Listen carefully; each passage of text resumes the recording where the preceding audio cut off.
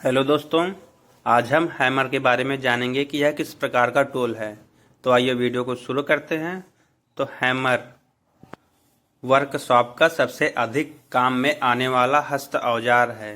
कील ठोकने के लिए, रिविट को फोर्ज करने के लिए, टाइट या फिट पार्टों को निकालने व फिट करने के लिए, छेनी के द्वारा धातु को काटकर अलग करने के लिए इत्यादि में हथौड़े का प्रयोग किया जाता है। जैसे फोर्जिंग, बेंडिंग, चिपिंग, रिवेटिंग जैसी संक्रियाएं हथौड़े द्वारा ही की जाती हैं। अगली हेडिंग है हथौड़े के प्रकार। तो हथौड़े को वजन के आधार पर निम्न प्रकार से वर्गीकृत किया गया है। नंबर 1 हस्त हथौड़ा, नंबर 2 क्ला हथौड़ा, नंबर 3 मृदु हथौड़ा, नंबर 4 घन हथौड़ा, नंबर 5 शक्ति हथौड़ा। तो पहली हेडिंग है हस्त हथौड़ा, हैंड हैमर। तो सामान्यतः हल्के कार्यों के लिए हस्त हथौड़े का प्रयोग किया जाता है। इनका वजन 0.125 किलोग्राम से 1.5 किलोग्राम तक होता है। वजन के अनुसार उसमें हल्के हत्थे को फिट किया जाता है, जिसकी लंबाई 25 से 35 सेंटीमीटर तक रखी जाती है। हैंड हैमर कास्ट स्टील या कार्बन स्टील को फोर्ज करके बनाए जाते हैं तथा बाद में फेस तथा पिन को हार्ड व टेम्पर कर दिया जाता है। हैंड हैमर को पिन के आधार पर निम्न प्रकार से वर्गीकृत किया गया है। पहली हेडिंग है बॉल पिन हैमर। इस हथौड़े का पिन बॉल के समान गोल होता है, जबकि फेस दूसरे हथौड़े के समान चपटा ही होता है। इसका प्रयोग मार्किंग करने, चिपिंग करने, हल्की चोट मारने आदि कार्यों के लिए होता है। बॉल पिन के द्वारा गोल चोट पड़ने से रिवेट की टेल चारों ओर से आसानी से फैल जाती है। दूसरी हेडिंग है क्रॉस पिन हैमर। इस हथौड़े का फेस बॉल पिन हथौड़े के समान चपटा होता है, परंतु पिन उल्टे वी के समान बना होता है।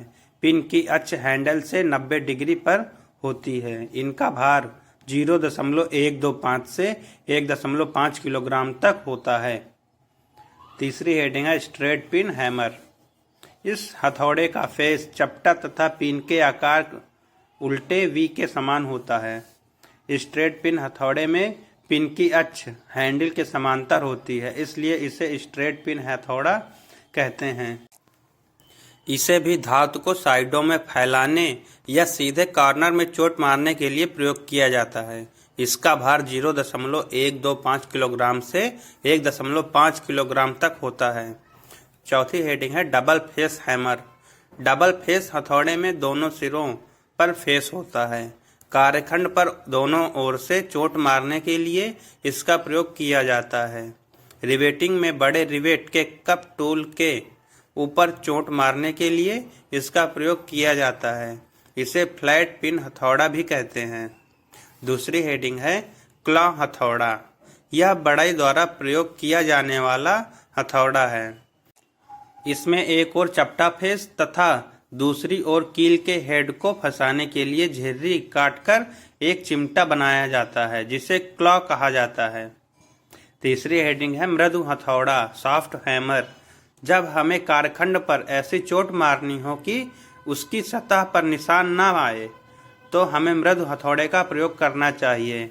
मृदु हथौड़ा धक्का सहन कर लेता है, क्योंकि ये कार्यखंड की धातु से अधिक कठोर नहीं होते हैं। ये निम्नलिखित प्रकार के होते हैं। पहली हेडिंग है रॉ हेड हैमर। इसे स्टील द्वारा डबल फेस हथौड़े के समान बनाया जाता है। इसके पश्चात दोनों सतहों पर कच्चे चमड़े के टुकड़े को लगा दिया जाता है। चमड़े की लगी सतहों के कारण इसकी चोट के निशान कार्यखंड पर नहीं पड़ते हैं। दूसरी हेडिंग है मैलेट हैमर। लकड़ी द्वारा बने हथौड़े को मैलेट कहते हैं। इनका प्रयोग अधिकतर धातु चादर संबंधित कार्यों के लिए होता है। साधारणतः शीशम, इमली, कीकर, टीक या कोई अन्य कठोर लकड़ी के द्वारा इसको बनाया जाता है। तीसरी हेडिंग है नायलॉन हैमर। नायलॉन एक चिम्मड़ पेट्रोलियम पदार्थ है जो काफ़ी धक्का सहन करने की शक्ति रखता है। एक लोहे के हथौड़े में दोनों तरफ नायलॉन के पैड कस दिया जाते हैं। इस हथौड़े से चोट मारने पर निशान नहीं पड़ता है। इसका उपयोग अच्छे टूल रूम, एरोनॉटिक शॉप आदि में किया जाता है। चौथी हेडिंग है प्लास्टिक हैमर। यह भी नायलॉन हथौड़े के समान लोहे की बॉडी का बना होता है तथा दोनों सिरों पर प्लास्टिक के पैड या रबड़ के पैड फिट कर दिए जाते हैं, जिससे कारखंड की सतह पर निशान नहीं पड़ता है। हल्की चोट मारने के लिए इन हथौड़े का प्रयोग किया जाता है। पांचवी हेडिंग है लीड हैमर। इस हथौड़े का उपयोग असेंबली में चोट मारने के लिए किया जाता है। इसके द्वारा अधिक भारी कार्य नहीं किया जा सकता है। चौथी हेडिंग है घन हथौड़ा स्लेज हैमर। यह हथौड़े भारी कार्यों के लिए प्रयोग किए जाते हैं। अधिकतर लौहकारी शॉप में धातु को पीटने या फोर्ज करने जैसे कार्यों में इसका प्रयोग किया जाता है। भारी चोट मारकर डाई द्वारा फ्लैट एंगल आदि को काटने में भी इसका उपयोग किया जाता है। इनका भार 2 किलोग्राम से 10 किलोग्राम तक होता है तथा भार के अनुसार भी इनके हैंडल की लंबाई 600 से 900 mm तक होती है। पांचवी हेडिंग है शक्ति हथौड़ा पावर हैमर। यह हथौड़ा भारी व बड़ी जॉब को फोर्ज करने के लिए उपयोग किया जाता है। यह बिजली की मोटर द्वारा चलाए जाते हैं। ये हथौड़े अधिक मात्रा में उत्पादन के लिए भी प्रयोग किए जाते हैं। पावर हैमर निम्न प्रकार के होते हैं: भाप चलित हैमर, न्यूमेटिक हैमर, विद्युत हैमर। अगली हेडिंग है हथौड़े का प्रयोग करते समय सावधानियां। तो पहला पॉइंट है हथौड़े के द्वारा चोट मारते समय यह सुनिश्चित कर लेना चाहिए कि उसका हैंडल ढीला तो नहीं है। दूसरा नंबर है हथौड़े के हैंडल में कहीं गांठ नहीं होनी चाहिए तथा वह कहीं से फटा हुआ भी नहीं होना चाहिए।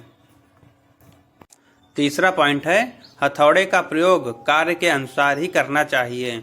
चौथा पॉइंट है हथौड़े की चोट कार्यखंड पर सटीक अनुमान से करना चाहिए। भारी हथौड़े के प्रयोग में अतिरिक्त सावधानी रखनी चाहिए। पांचवा पॉइंट है मशीनों पर हथौड़े का प्रयोग अन्य मशीनों के भागों को आघात से बचाकर करना चाहिए। छठवां पॉइंट है हथौड़े के फेस या हत्थे पर चिकना पदार्थ जैसे तेल या ग्रीस नहीं लगा होना चाहिए।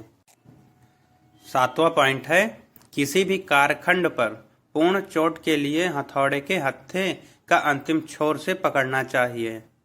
तो दोस्तों, अगर आपको मेरी वीडियो अच्छी लगी हो तो वीडियो को लाइक करें और चैनल को सब्सक्राइब करें। मिलते हैं नेक्स्ट वीडियो में।